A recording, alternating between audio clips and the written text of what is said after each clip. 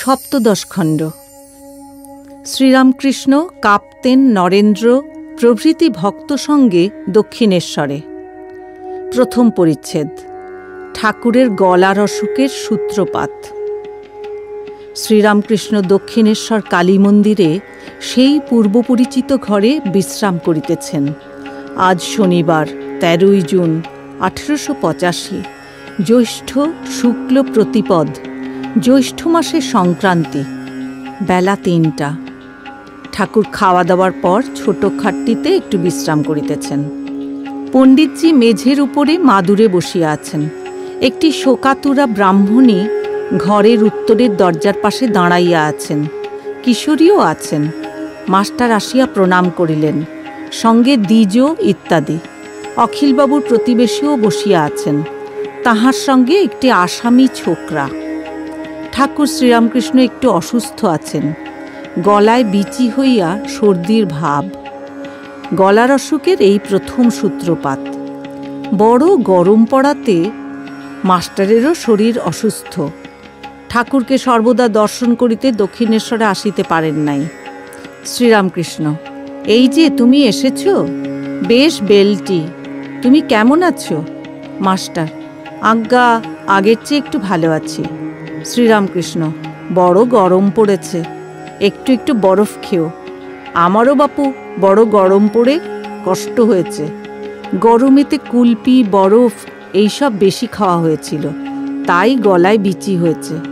গয়েরই এমন বিশ্রী গন্ধ দেখি নাই। মাকে বলেছি, মা ভালো করে দাও, আর কুলপি খাবো না। তারপর আবার বলেছি, বরফও খাবো না। মাকে যে কালে বলেছি খাবো না, আর খাওয়া হবে না। তবে এমন হঠাৎ ভুল হয়ে যায়। বলেছিলাম রবিবারে মাছ খাবো না, এখন একদিন ভুলে খেয়ে ফেলেছি। কিন্তু জেনে শুনে হবার জো নাই। সেদিন গাড়ু নিয়ে একজনকে ঝাউতলার দিকে আসতে বললুম, এখন সে বাহ্যে গিয়েছিল, তাই আর একজন নিয়ে এসেছিল। আমি বাহ্যে করে এসে দেখি যে আর একজন গাড়ু নিয়ে দাঁড়িয়ে আছে। সে গাড়ুর জল নিতে পারলুম না। কি করি, মাটি দিয়ে দাঁড়িয়ে রইলুম, যতক্ষণ না সে এসে জল দিলে। মার পাদপদ্মে ফুল দিয়ে যখন সব ত্যাগ করতে লাগলাম, তখন বলতে লাগলাম, মা এই লও তোমার সূচি, এই লও তোমার অসুচি, এই লও তোমার ধর্ম, এই লও তোমার অধর্ম, এই লও তোমার পাপ, এই লও তোমার পুণ্য, এই লও তোমার ভালো, এই লও তোমার মন্দ, আমায় শুদ্ধা ভক্তি দাও। কিন্তু এই লও তোমার সত্য, এই লও তোমার মিথ্যা, এ কথা বলতে পারলাম না। একজন ভক্ত বরফ আনিয়াছেন। ঠাকুর পুনঃ পুনঃ মাস্টারকে জিজ্ঞাসা করিতেছেন, হাগা খাবো কি? মাস্টার বিনীতভাবে বলিতেছেন, আজ্ঞা, তবে মার সঙ্গে পরামর্শ না করে খাবেন না। ঠাকুর অবশেষে বরফ খাইলেন না। শ্রীরামকৃষ্ণ: সূচি অসুচি এটি ভক্তি, ভক্তের পক্ষে, জ্ঞানীর পক্ষে নয়। বিজয়ের শাশুড়ি বললে, কই আমার কি হয়েছে, এখনো সকলের খেতে পারি না। আমি বললাম, সকলের খেলেই কি জ্ঞান হয়? কুকুর যা তা খায়, তাই বলে কি কুকুর জ্ঞানী? মাস্টারের প্রতি: আমি 5 ব্যঞ্জন দিয়ে খাই কেন? পাছে একঘেয়ে হলে এদের অর্থাৎ ভক্তদের ছেড়ে দিতে হয়। কেশব সেনকে বললাম, আরও এগিয়ে কথা বললে তোমার দলটল থাকে না। জ্ঞানীর অবস্থায় দলটল মিথ্যা, স্বপ্নবৎ। মাছ ছেড়ে দিলাম। প্রথম প্রথম কষ্ট হতো, পরে তত কষ্ট হতো না। পাখির বাসা যদি কেউ পুড়িয়ে দেয়, সে উড়ে উড়ে বেড়ায়, আকাশ আশ্রয় করে। দেহ জগৎ যদি ঠিক মিথ্যা বোধ হয়, তাহলে আত্মা সমাধিস্থ হয়। আগে ওই জ্ঞানীর অবস্থা ছিল। লোক ভালো লাগতো না। হাটখোলায় অমুক একটি জ্ঞানী আছে, কি একটি ভক্ত আছে, এই শুনলাম। আবার কিছুদিন পরে শুনলাম ওই সে মরে গেছে, তাই আর লোক ভালো লাগতো না। তারপর তিনি অর্থাৎ মা মনকে নামালেন, ভক্তি ভক্ততে মন রাখিয়ে দিলেন। মাস্টার অবাক। ঠাকুরের অবস্থা পরিবর্তনের বিষয় শুনিতেছেন। এইবার ঈশ্বর মানুষ হয়ে কেন অবতার হন তাই ঠাকুর বলিতেছেন। শ্রীরামকৃষ্ণ মাস্টারের প্রতি, মনুষ্যলীলা কেন জানো? এর ভিতর তাঁর কথা শুনতে পাওয়া যায়, এর ভিতর তাঁর বিলাস, এর ভিতর তিনি রসাস্বাদন করেন, আর সব ভক্তদের ভিতর তাঁরই একটু একটু প্রকাশ। যেমন জিনিস অনেক, চুষতে চুষতে একটু রস, ফুল চুষতে চুষতে একটু মধু। মাস্টারের প্রতি, তুমি এটা বুঝেছ? মাস্টার, আজ্ঞা হাঁ, বেশ বুঝেছি। ঠাকুর দ্বিজোর সহিত কথা কহিতেছেন। দ্বিজোর বয়স 15-16। বাপ দ্বিতীয় পক্ষে বিবাহ করিয়াছেন। দ্বিজ প্রায় মাস্টারের সঙ্গে আসেন। ঠাকুর তাহাকে স্নেহ করেন। দ্বিজ বলিতেছেন, বাবা তাঁকে দক্ষিণেশ্বরে আসিতে দেন না। শ্রীরামকৃষ্ণ দ্বিজোর প্রতি, তোর ভাইরাও আমাকে কি অবজ্ঞা করে? দ্বিজ চুপ করিয়া আছেন। মাস্টার, সংসারের আর 2-4 ঠক্কর খেলে যাদের একটু আধটু যা অবজ্ঞা আছে চলে যাবে। শ্রীরামকৃষ্ণ, বিমাতা আছে, ঘাতও খাচ্ছে। সকলে একটু চুপ করিয়া আছেন। শ্রীরামকৃষ্ণ মাস্টারের প্রতি, একে অর্থাৎ দ্বিজকে পূর্ণর সঙ্গে দেখা করিয়ে দিও। মাস্টার, যে আজ্ঞা। দ্বিজোর প্রতি, পেনেটিতে যেও। শ্রীরামকৃষ্ণ, হাঁ, তাই সব্বাইকে বলছি, একে পাঠিয়ে দিও, ওকে পাঠিয়ে দিও। মাস্টারের প্রতি, তুমি যাবে না? ঠাকুর পেনেটির মহোৎসবে যাইবেন, তাই ভক্তদের সেখানে যাবার কথা বলিতেছেন। মাস্টার, আজ্ঞা, ইচ্ছা আছে।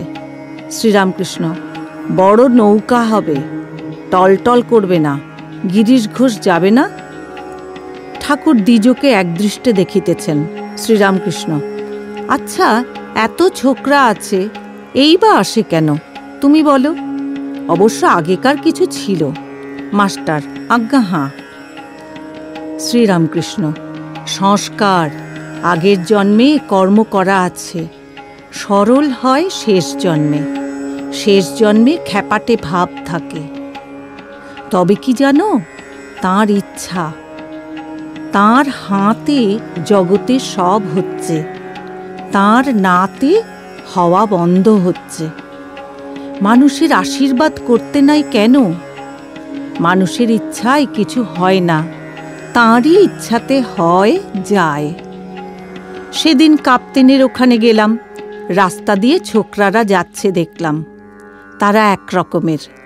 একটা ছোকরাকে দেখলাম 19-20 বছর বয়স, বাঁকা শীতে কাটা, শীষ দিতে দিতে যাচ্ছে। কেউ যাচ্ছে বলতে বলতে, নগেন্দ্র, ক্ষীরোদ। কেউ দেখি ঘোর তম, বাঁশি বাজাচ্ছে, তাতেই একটু অহংকার হয়েছে। দ্বিজোর প্রতি, যার জ্ঞান হয়েছে তার নিন্দার ভয় কি?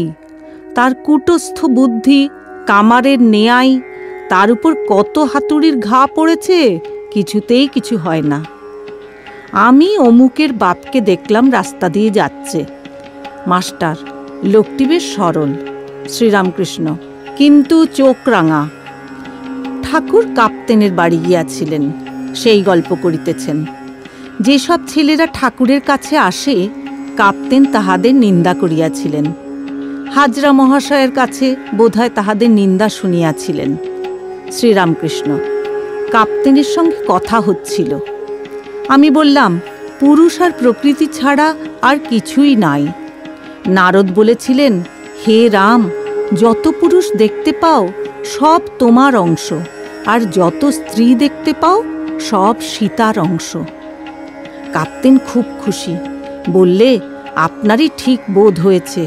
সব পুরুষ রামের অংশে রাম, সব স্ত্রী সীতার অংশে সীতা।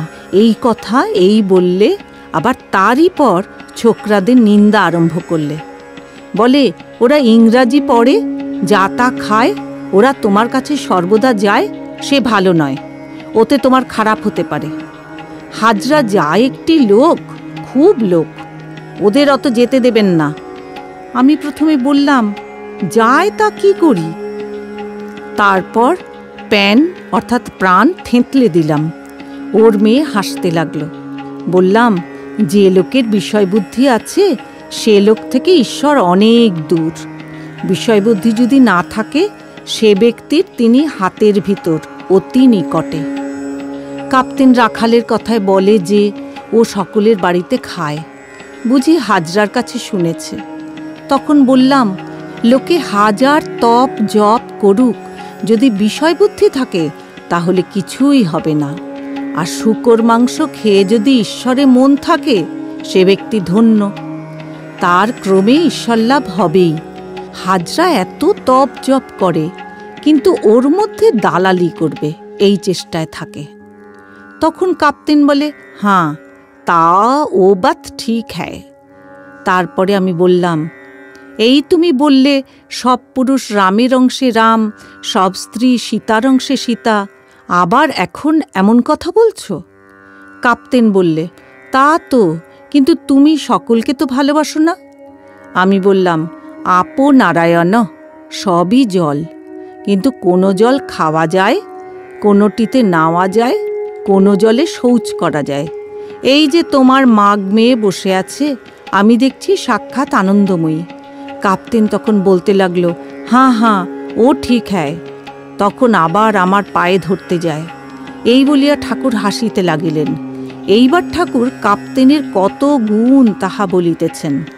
শ্রীরামকৃষ্ণ। কাপ্তেনের অনেক গুণ, রোজ নিত্যকর্ম, নিজে ঠাকুর পূজা, স্নানের মন্ত্রই কত। কাপ্তেন খুব একজন কর্মী, পূজা জপ আরতি পাঠ স্তব এসব নিত্যকর্ম করে। আমি কাপ্তেনকে বকতে লাগলাম, বললাম, তুমি পড়েই সব খারাপ করেছ, আর পড়ো না।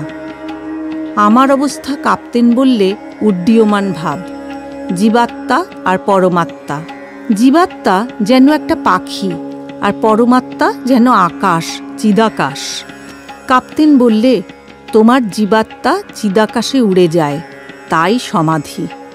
সহাস্যে কাপ্তেন বাঙালিদের নিন্দা করলে, বললে বাঙালিরা নির্বোধ, কাছে মানিক রয়েছে চিনলে না। কাপ্তেনের বাপ খুব ভক্ত ছিল, ইংরেজের ফৌজে সুবাদারের কাজ করত, যুদ্ধক্ষেত্রে পূজার সময় পূজা করত, এক হাতে শিব পূজা, এক হাতে তরবার বন্দুক। মাস্টারের প্রতি তবে কি জানো, রাত দিন বিষয়কর্ম, মাগ ছেলে ঘিরে রয়েছে, যখনই যাই দেখি। আবার লোকজন হিসাবের খাতা মাঝে মাঝে আনে। একবার ঈশ্বরেও মন যায়, যেমন বিকারের রোগী, বিকারের ঘোর লেগেই আছে, একবার চটকা ভাঙে, তখন জল খাবো বলে চেঁচিয়ে ওঠে, আবার জল দিতে দিতে অজ্ঞান হয়ে যায়, কোনো হুঁশ থাকে না। আমি তাই ওকে বললাম, তুমি কর্মী। কাপ্তেন বললে, আজ্ঞা আমার পূজা এইসব করতে আনন্দ হয়, জীবের কর্ম বই আর উপায় নাই। আমি বললাম, কিন্তু কর্ম কি চিরকাল করতে হবে? মৌমাছি ভন ভন কতক্ষণ করে? যতক্ষণ না ফুলে বসে। মধুপানের সময় ভনভনানি চলে যায়। কাপ্তেন বললে, আপনার মতো আমরা কি পূজা আর কর্ম ত্যাগ করতে পারি?